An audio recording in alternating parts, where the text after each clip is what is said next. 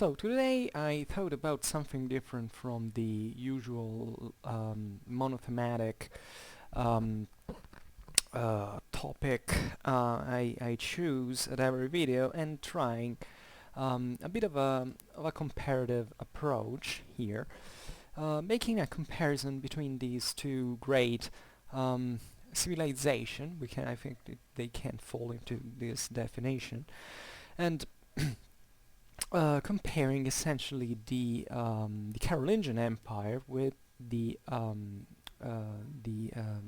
Abbasid Caliphate, essentially, but not really meaning them as strictly these two political um, you know entities, rather the culture and the other peoples that really lived within them. So something really broadly meant, looking at this Latin-Germanic world from one side that was being structured and shaped largely under the rule of the Carolingians, and from another side the Islamic world broadly meant, and obviously, yeah, considering the Abbasid Caliphate at that time, we're talking about the year 800 here, but also all the various Muslim entities that had essentially emerged from the Caliphate. So, in a way, it was Western Christian Europe and the Muslim world. We won't talk extremely about the Byzantines. I'm sorry about that. I love the Byzantines, so please don't be angry about at me. I will try even to discuss them in something, a similar video in another time. And I think that these two blocks are quite interesting, because usually we conceive them in counterposed terms. We like to stress the enmity that stood between Christians and Muslims at that time, but as always, things are a bit more complex, and they and they definitely were also at that time. Even though I won't be stressing excessively the mutual influences that these two entities had, but rather comparing their success on the long run, which is something very risky to do in a way, because those were two very different worlds. Policy, religion, economy were lived in a much different way. So it's a hardest task, but I think it can be finally expressed, a judgment on the outcome of this civilization, of how much they and how deeply they influenced the regions that they ruled upon, and also, observing differences to better understand, why, these differences were such, even though, there were obviously also similarities, and especially similar problems. Firstly, obviously, the one of managing such a vast empire over so many different local, regional cultural differences and identities, etc. And we can immediately start by saying that, and this is probably the main point of the video, and saying that the impact that the Arab Empire, let's call it this way, and the Frankish Empire, had very different outcomes and consequences over the regions and the population over which they had been built. First of all, let's look at the Arab Empire.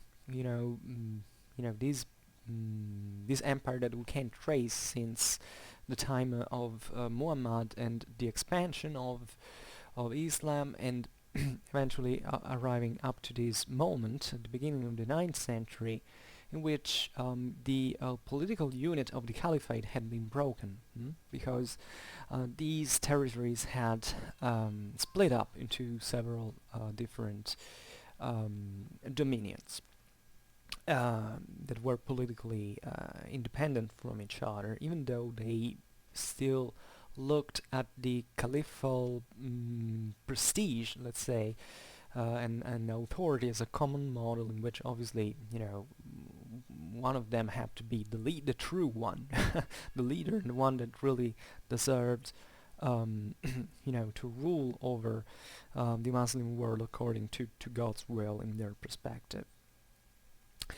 And one aspect that immediately strikes in this sense, and I think it's very important, is that the Arab Empire and eventually the various entities that were born afterwards with this disgregation of the same empire really affected quite lightly the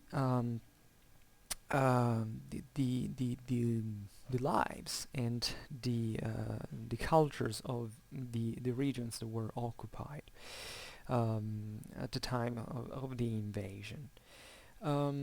We can say, first of all, that there is there are explanations to this, that we can't just say, well, that this was bad, and reasoning as if this was a matter of gaining points and plus and minuses. No, there is obviously also a historical explanation that really makes things clear.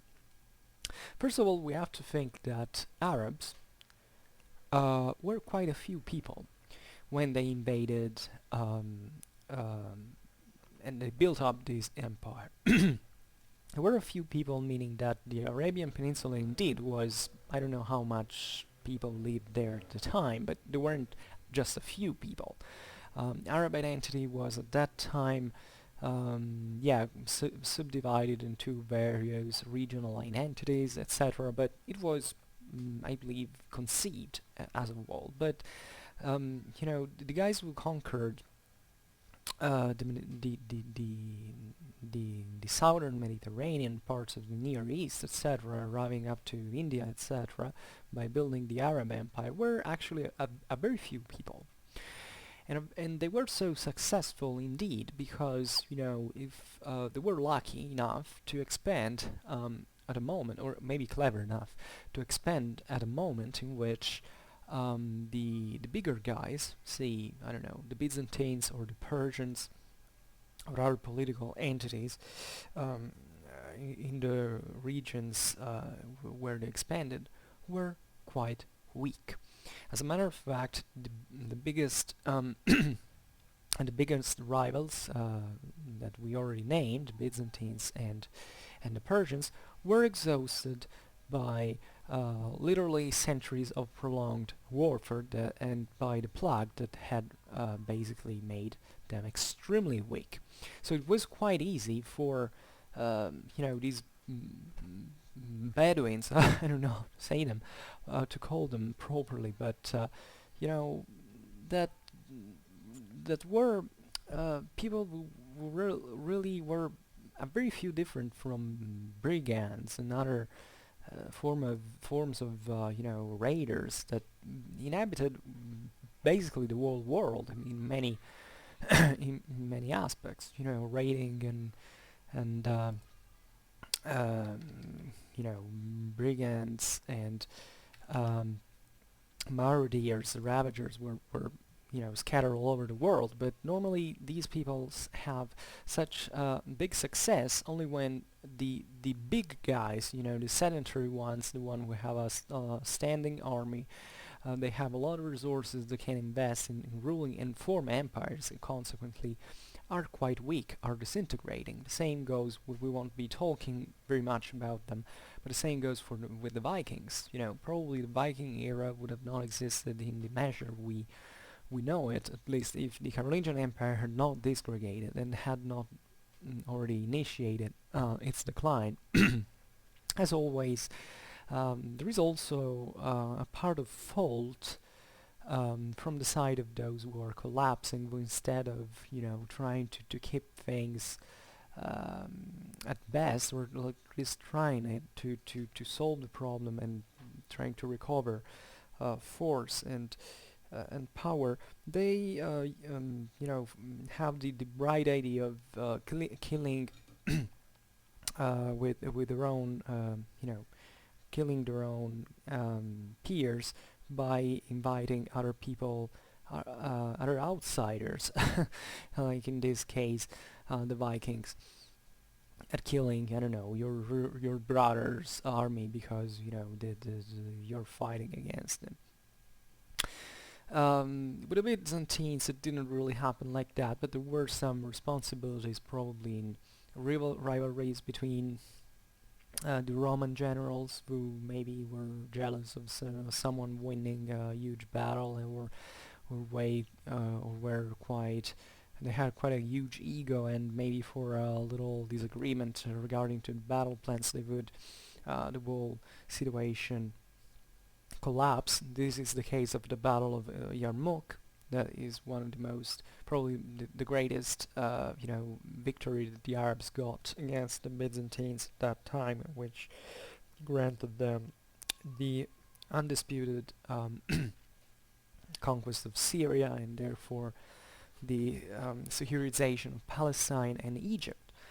So things like that happen, but how, the important thing here is to stress, in fact, how the Arabs were a few. They weren't really a people.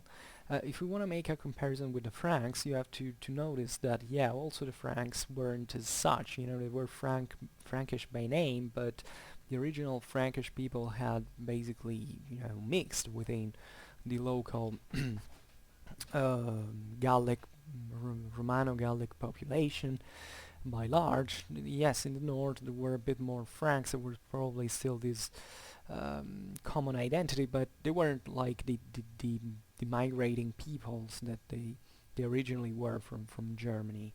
And however, you can argue that the Franks had managed to rebuild the empire under the Carolingian dynasty because they were operating over a social tissue that was pretty homogeneous and that could levy many forces in order to reorganize the whole system. The Arabs didn't have anything like that. They were complete outsiders that truly knew the Mediterranean world since millennia, because the Arabian Peninsula was always at the center of traffics. They had very strong contacts with Mesopotamia, with the whole Near East and Egypt and the Red Sea and the Indian Ocean, and obviously also with the Mediterranean itself. So they were no strangers to civilization. Maybe the Arabs that led the Islamic invasions were much more primitive, that are akin, to other Arabs, like the one in the southwest of the Arabian Peninsula that had instead a very developed civilization, a sedentary one. The one guided by Muhammad were largely still nomadic peoples. So it was obvious that when the Arab Empire was built, these Arabs couldn't have a very strong impact in any form over the local communities. First of all, because they were few.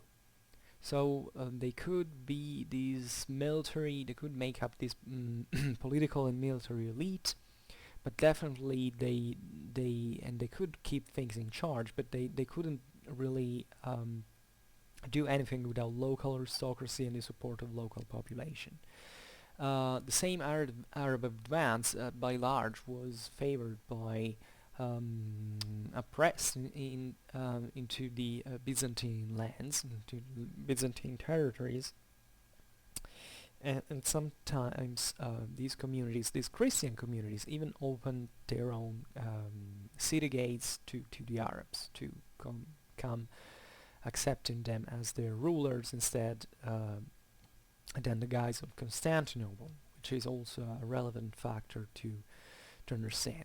But it wasn't just a matter of being few.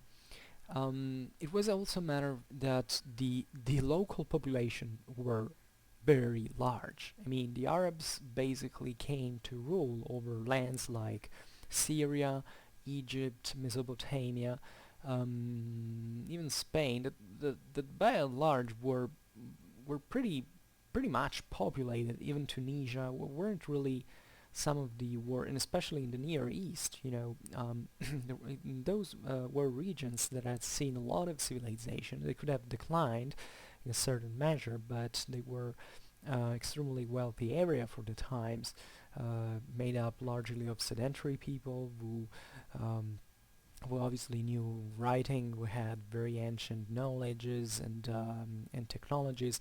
The Arabs coming from the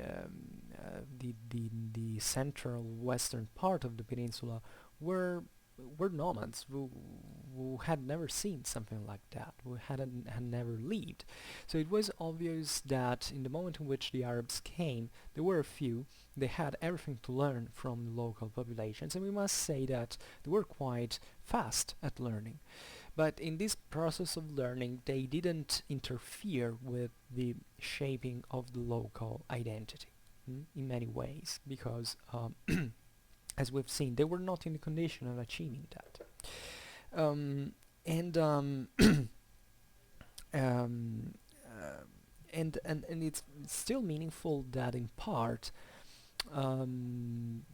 they retained some sort of the Arabs retained some form of tribal traditions, but that when the bigger empire was ruled, they were quite fast, obviously, at getting very much from local models of of imperial rule, and obviously in learning how to manage empires on a big, you know, very big empires. So obviously they're even Muslim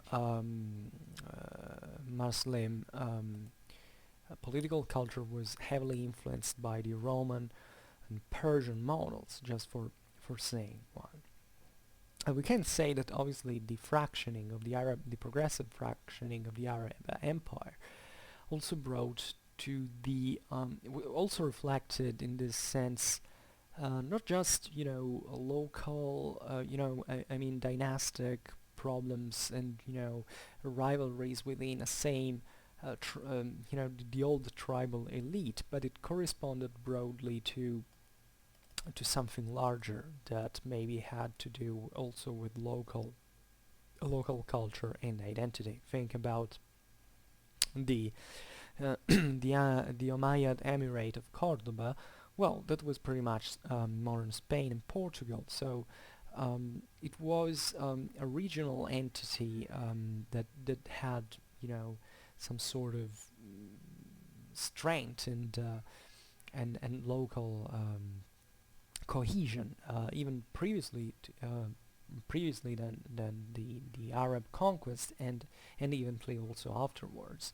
The same Abbasid Caliphate over time, the Abbasid Caliphate, as you see from the map, ruled even up to Tunisia and extended far along in the east, or Egypt, Syria, many lands. But after all, this caliphate would slowly decline and being rule and become de facto essentially the Mesopotamian region, with Baghdad as its capital. So there was also in these bigger parts the progressive shrinking towards a more solid base, also because it's a genuine problem. One thing is to nominally rule over a certain part of land. This is a great problem in pre-contemporary history. In contemporary history, humans had technologies and resources that could that made possible to rule quite effectively over very large parts of the world. Think of how the Europeans divided entire continents under their colonial rule, and how they managed to keep it for a very long time. But in medieval times, if you take the same Arab invasion and how the Arab Empire had formed, the Arabs conquered such vast lands that at a certain point it was extremely difficult to say, I'm effectively ruling this place. Because maybe you had gained those regions because the local aristocracies wanted to be free and yeah, maybe being nominally under your rule, but then preserving some sort of autonomy and leaving quietly at your borders by showing obedience, but then basically ruling them by themselves.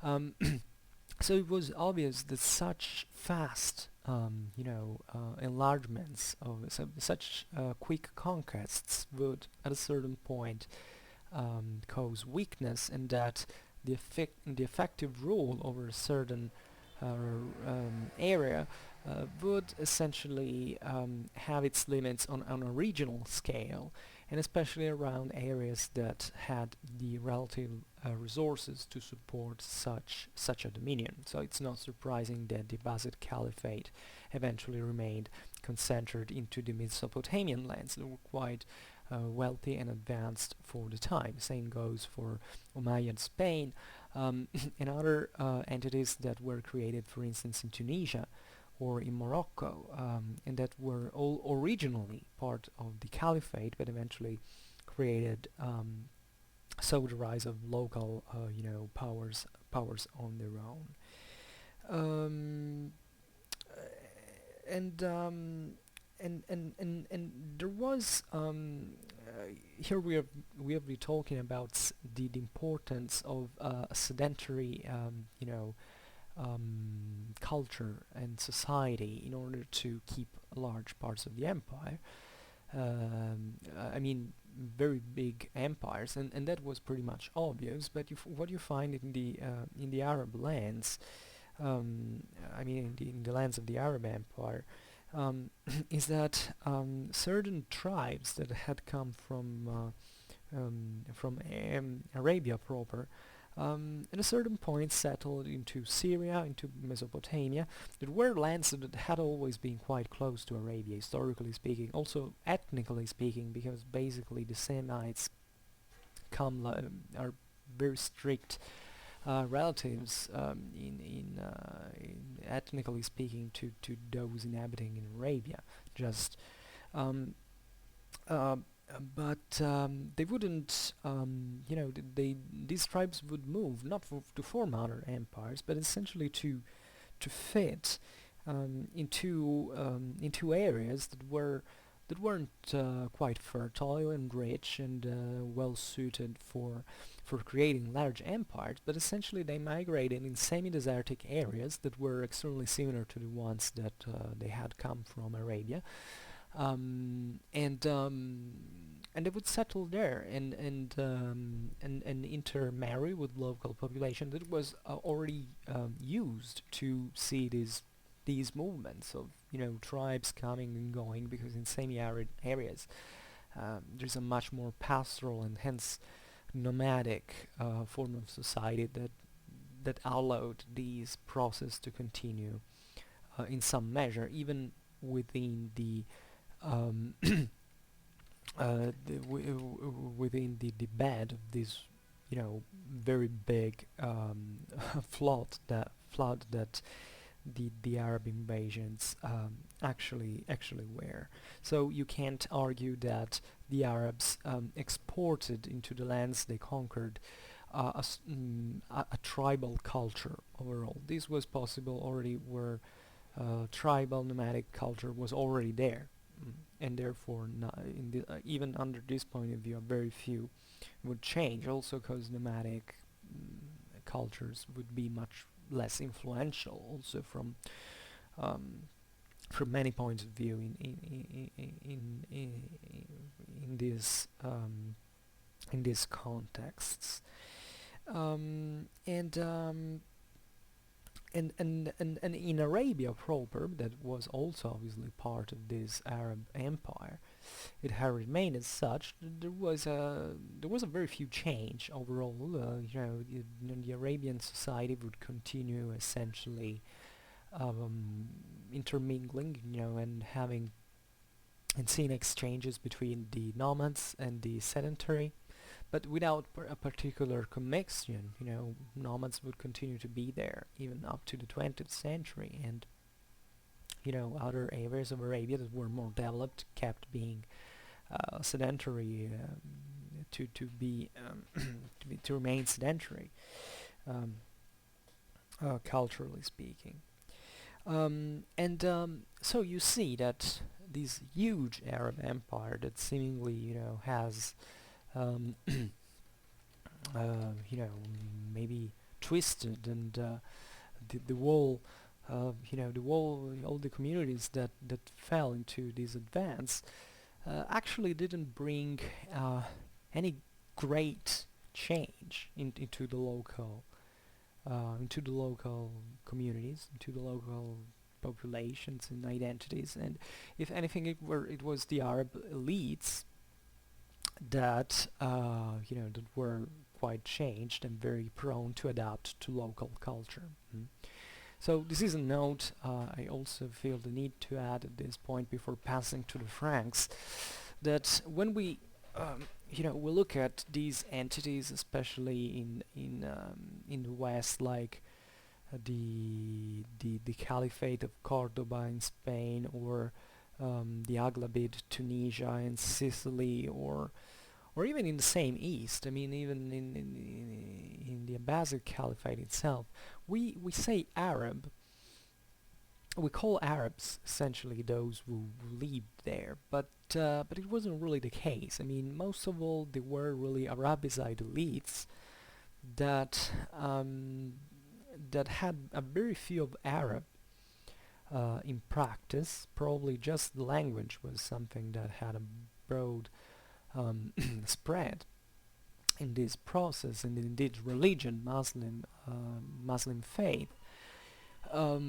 But local identities would always be quite strong, and this is something you can see beautifully, even in when the differences were quite relevant.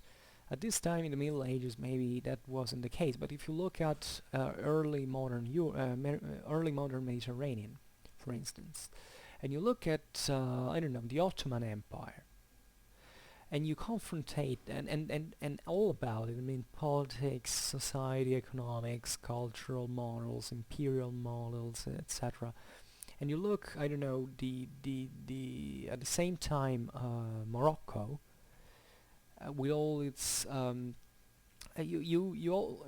with its own characteristics, you see how the same Muslim ideals of rule and of imperial models were so different. I mean, they were obviously being inspired by the same spring, the same model, but they would be extremely different according to the local cultures. And this is what happened also in here since the Middle Ages. So when we talk about the Muslim world, we shouldn't consider the whole southern Mediterranean like a whole Arab thing. It was much more differentiated, sometimes even much more differentiated. This is quite interesting, than the same European world that was indeed quite, we know obviously very often more about it than the Arab world, but it was paradoxically more homogeneous. And now this is what we will be looking at when passing to the Franks, because the Franks instead, and their in the Carolingian Empire that we're talking about now in comparison to the Abbasid Caliphate, had a very big impact in the history of Europe, in the changing of many aspects of European society. Um, First of all, for one reason, here we're not talking. The Carolingians weren't the Merovingians. In fact, it seems stupid to say, but what I mean is that while Clovis in the 6th century brought this Frankish confederation into Gaul, as, let's say, an external people, in spite of all the contacts that the Franks had with the Roman Gaul since a very long time. Also because basically the Frankish Confederation was made up of Germanic tribes that existed since centuries before Christ. So they had seen it all from Caesar to to Marcus Aurelius, etc. They obviously were considered as external, however, in Gaul, if anything, because they were largely and purely Germanic from an ethnical point of view. Ethnical broadly meant, obviously there was there was no genetic purity. Probably also the Franks, in spite of living in the west of Germany, had incorporated many other tribes coming from Central and Eastern Europe during the migration era. But they were quite markedly Germanic, semi-nomad, because when we think about the Germans, yeah, they didn't, especially Western ones, didn't float around for really much. But let's say that German society, or only at that time, was starting to support something more sedentary. Um, so they had their own culture that was very different from the one of Roman Gaul, and obviously they were pagans, so they had different mindset, different traditions and identities, and so on. So at that point, the Franks did what comparably what the Arabs had done with other people, with the only difference that the Franks were a people that was that really had an influence, even ethnically speaking, in Gaul, especially northern Gaul.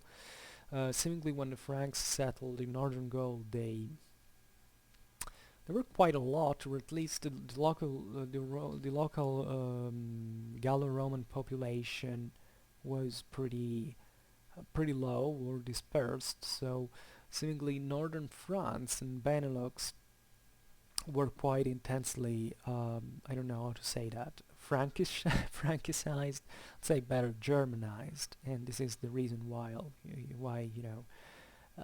still today we can say there is a Langue d'Oil in the north of France and a Languedoc in the south that correspond to two very different stories, essentially. Well, this is where it begins. But in Carolingian times, these there was no difference essentially between the Franks and the rest of the population, or better, the people who inhabited the Francia, properly said, were Frankish and can be considered as such. There had been a lot of intermarriage, social classes, especially the Carolingian, the rise of the Carolingians was were pretty. You could become a count and hence a noble in the army of Charlemagne, even if you weren't a noble by birth. You could be even a non-freeman. Maybe you had joined the army and become a very strong guy. Maybe you already had some sort of clienteral power and eventually rose to that stage. So we can't think of the Franks from an ethnical point of view at this point of the Carolingian Empire. If not from a juridical point of view, and broadly, I don't know, even some sort of linguistic point of view, but essentially all the people inhabited Francia were similar, shared some differences. There was a bit of difference between Neustria and Austrasia, so the east, the west and east, respectively, of the Francia proper, but they were a unique block, an homogeneous block. So when comparing Carolingians with the Abbasids, there wasn't a Carolingian elite that came from nowhere like the Arab elites had done in the Arab Empire. We're talking about a part of Europe, a region of Europe, culturally meant, this Francia, to expand into militarily mostly into other regions, and bringing together with itself certain structures that were proper of Frankish a Frankish Gaul. I dedicated a playlist to Carolingian Europe, so if you want to know more about Carolingian society, just look at that. I will be making other videos about the Franks, which I find a very interesting chapter in medieval history. However, we're talking obviously about fully sedentary structures. We're talking about religious structures as well. So dioceses and etc. We're talking about some sort of we can't talk about bureaucracy at all, but it was a sort of control, centralized management of these lands that was obviously centralized maybe just for the standards of those times, but up to a certain point, because for instance Lombard Italy was much more centralized than Frankish Gaul, but something that more or less meant that these guys could manage an empire in some sort through especially thanks to the clergymen, who were the only ones who could read and bring those that knowledge necessary to administrate an empire. There was a sort of an administration. This is what I wanted to say in short. Um, and these structures and social organization was basically exported um, um, into especially into Central Europe, because Southern Europe already had, especially Italy, had already its own administration, uh, because the Longobards had a kingdom on their own that was functioning at that time.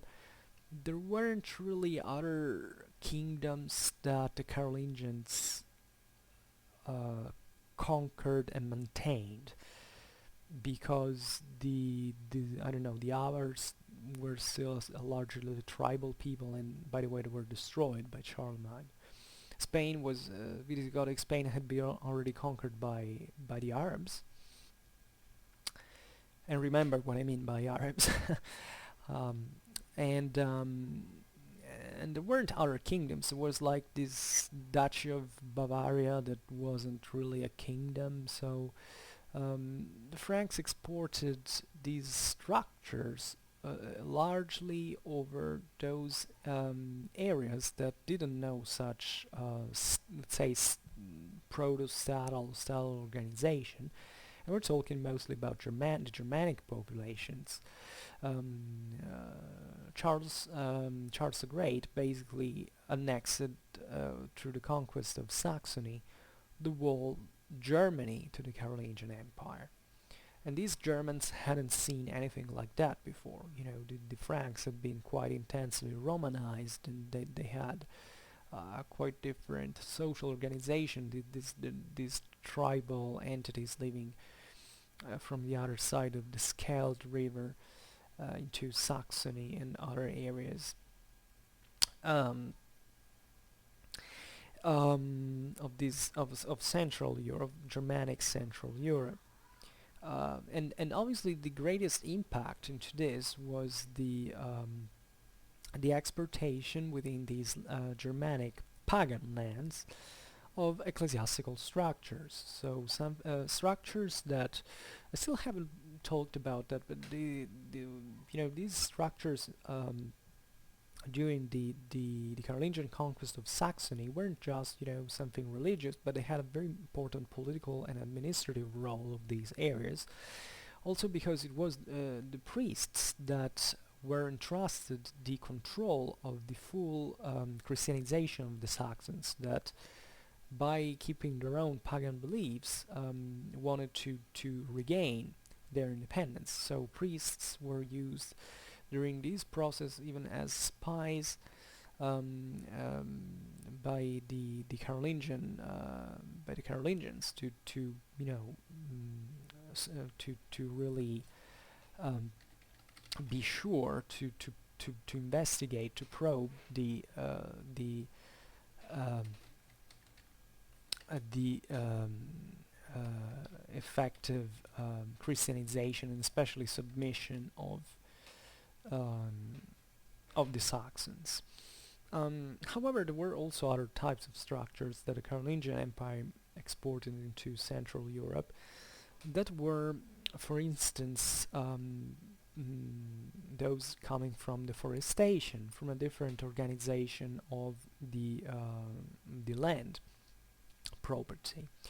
And this is very interesting also, not only for Saxony, but parts of the Frankish Empire that had remained a bit at the borders, at the frontiers. We'll talk in areas of today's Germany, like Thuringia, for instance, that had already been colonized by the Franks into the 6th and 7th centuries, and where the Franks had began to carry out deforestations and bonification, etc. Because you have to think that these regions weren't that different from the times of the Roman Empire.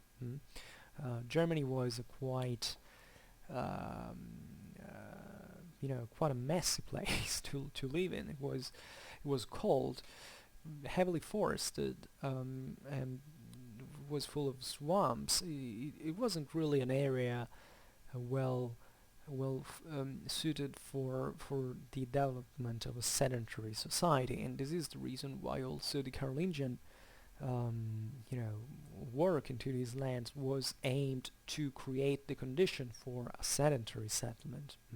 As I was saying, the Germans were at this time maybe surely more sedentary than the times of the late Roman Empire, but still not completely stable from this mobility point of view.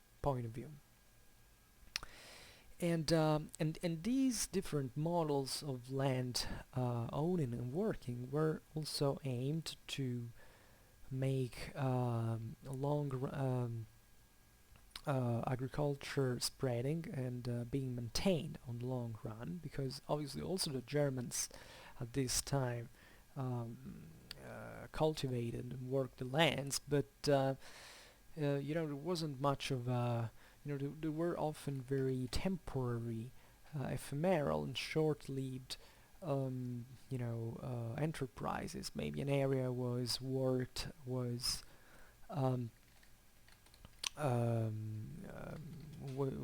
cultivated for or farmed most of the times for a certain time, then these communities would move to another place with extreme difficulty. But the peoples like the Saxons and other essentially only them had remained out of the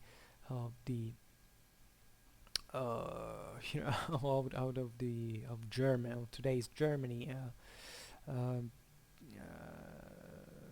of those lands that were parts of the Carolingian Empire. But this can be similarly expressed also for Denmark or Scandinavian countries. They wouldn't stay for a very long time in a single place. They would move according to the opportunities that new lands could present over time. And this brought, therefore, on the long run, to more stable and definitely permanent settlements within these new lands that were also obviously colonized, because if anything by the military elite, the Carolingian military elite that was entrusted the command and administration of these new conquered lands. So Carolingian counts that were settled into these newly acquired territories. From one side, I must say that however, it's also important to stress from this point of view that the Austrasian lands of the Carolingian Empire had retained a quite markedly Germanic identity. The same Carolingians came from there, incidentally, and therefore there wasn't. We can't say that there wasn't this enormous cultural distance between the Austrasians and the Saxons. So maybe certain counts that Charlemagne settled into Saxony were probably from Austrasia, because they were more aware of how Saxony would be. said, the big guys, the big names of Frankish aristocracy would be sent to Italy, for instance, because at least they were supposed to be more reliable, or at least to make a better work for those lands, or at least that was the best that the Carolingians could afford. Carolingian rule over Italy wasn't very light, especially when right after the conquest of the Lombard kingdom. And even in Italy, indeed, however, there was a great impact of the um, Empire, and the Frankish models. Feudalism was basically exported there, if not feudalism, this proto-feudalism that was being built by the Carolingians, and that obviously strongly altered the Italian society at that time. The Longobards didn't have such powerful um, aristocracies like the Franks had. The Longobards had a much greater and wealthier class of freemen at that time. Well, with the Carolingian conquest, there is a bit the reverse of this. The Carolingian aristocracy would be settled into Italy. A lot of lands would be confiscated to the local population and given to these guys. And progressively the Italian freemen would become always poorer, and in Italy, essentially, after the disgregation of the Carolingian Empire, you find this feudal aristocracy that remained as the local, that monopolized the local policy and infights, especially for claiming the imperial title, etc. So, as we've seen, this is a very big difference with the Arab Empire. I mean, the Carolingians, in spite of reigning for as a unique bloc for neither century, essentially, really changed the face of Europe, while the Arab advance didn't change really much the face of the local communities where they expanded. Um, Obviously, we're making a comparison. There were always changes in more or less important, but it's still remarkable how the Franks managed to export a model and a structure that was essentially spread all over these newly conquered territories in between the 8th and 9th centuries.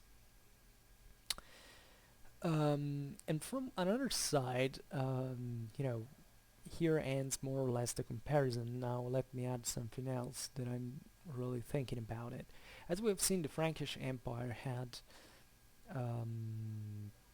finally brought to an end that very long process of sedentarization of many peoples, mostly the Saxons and other tribes that were scattered along the Elbe, etc. And it would export a model that, by the way, was also imitated. Think about the Danes. If you look at Denmark, Denmark was, when the Carolingians conquered Saxony, Denmark was quite worried about it because obviously they thought they could be next. So many people say, well, if you look at the Viking expansion, that's a reaction to the Carolingian expansion, etc. Yeah, you can argue that was a factor, but if you really look, what happened is that Denmark was definitely the wealthiest and most, and not surprisingly, more structured area of that region from which the Vikings came. Actually, always, first of all, they were the first to convert to Christianism to avoid, the Carolingians knocking at their door, asking them to do that, which meant definitely many problems. They converted first alone, and they were the ones who were more imitative and more influenced by the Carolingian models. Also in kingship, also in the creation of a stronger aristocracy that, as we know, in the northern lands of Europe was something very even against tradition, because Scandinavian and Danish societies were much more egalitarian, not because they were you know so sensible towards personal freedom, but just because there was no aristocracy that basically had the strength to impose itself over those lands, and obviously the freemen would revolt against that. Something like that happened in Germany too, telling the truth, in the 40s of the 9th century, uh, but they were eventually crushed. Well, in Denmark was the more developed countries of the Nordic ones, and not surprisingly, it was the one that developed earlier monarchic models on developed earlier, let's say, a centralized monarchy on the imitation of the Frankish one. When I say centralized, it doesn't mean that it was actually centralized as we mean it in modern sense. Obviously, it was a very decentralized monarchy because feudalism was based on decentralization. But there were several kings already there, or people who could boast similar titles. One thing instead is to make a unique kingdom that is centralized in this sense, because it keeps everyone under it. Well, so this would be eventually the model that by the 12th century would be exported all over Christian Europe. The Frankish model, from which feudalism and chivalry essentially emerged. Mm. And we can say that the Franks had brought an end to this process of sedentarization of peoples in Central Europe that up to that moment had not done that. Think also about the Avars. At a certain point, these peoples surely already at the time of the Carolingian conquest were much less nomadic than the time they had arrived there in Hungary in the 6th century. However, especially recalling, Hungary and the origin of her name, the problem of nomadism in Europe, and let's say this fight between sedentary structures and nomadic sedentary states, let's say, and nomadic tribes hadn't ended. Mm? And it wouldn't end for a very long time. We often have a much more Western perspective of the world matter. So we think at nomads in Europe just when they came to interact with the Westerners. But Eastern Europe and even broad parts of Central Europe were, for at least the whole early and great part of the High Middle Ages, invested by these continuous movements of nomadic peoples coming from Eurasia and trying and struggling to find their own place into this pattern. So it's quite interesting to see how Frankish models at a point would be seen as advantageous by peoples that were probably quite proud about their nomadic tribal identity, but that were clever enough to see that a sedentary model would be more efficient for an ambitious king to impose its power on a larger group of people. However, the nomadic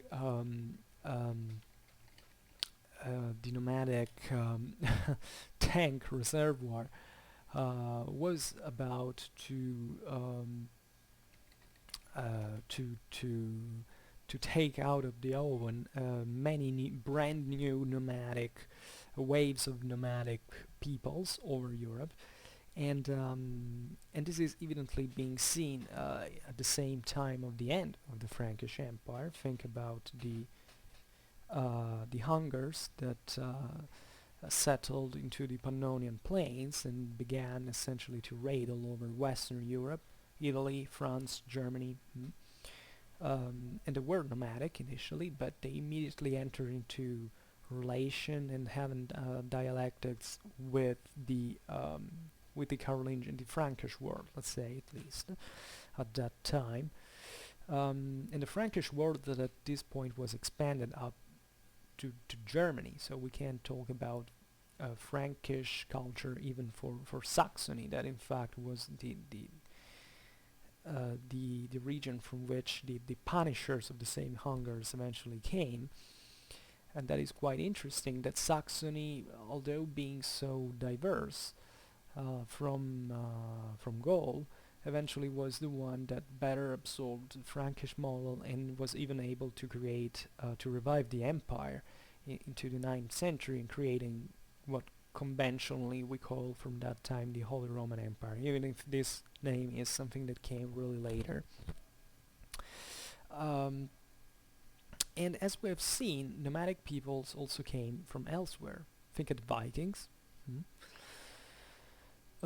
Were they nomads? Well, yes, they were semi-nomadic, if you want to give a good definition, because definitely they had their own settlements in Scandinavia, and yeah, there was probably, like in pre-Carolingian Germany, a greater mobility than in Western Europe, but definitely they weren't purely nomads. The Hungars indeed really were. And we don't have to forget the same Saracen piracy. So you see those areas of the Arab Empire that were basically fragmenting, politically speaking, and that's so the rise of Arab, let's call it, or better, Saracen piracy, eventually spreading into the world Mediterranean. And therefore, and this happened obviously also in the other corner of Europe that we haven't taken into consideration yet, as I was saying at the beginning of this video, that was Constantinople. Constantinople's and broadly inserted into this Balkanic perspective had to deal from the Asian perspective in Asia Minor with the Arabs that were at least at that point largely sedentarized.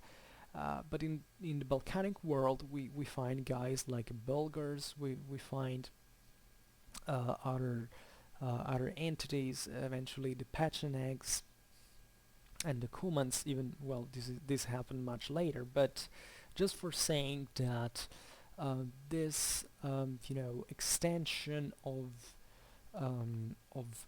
sedentary of a sedentary social organization in Europe, thanks to the push of the Franks and partially of the Byzantines from the other, that really didn't expand more than much into the Balkans at this time, but rather trying to impose, however, its own sedentary model to peoples like the Bulgars, to at least make them more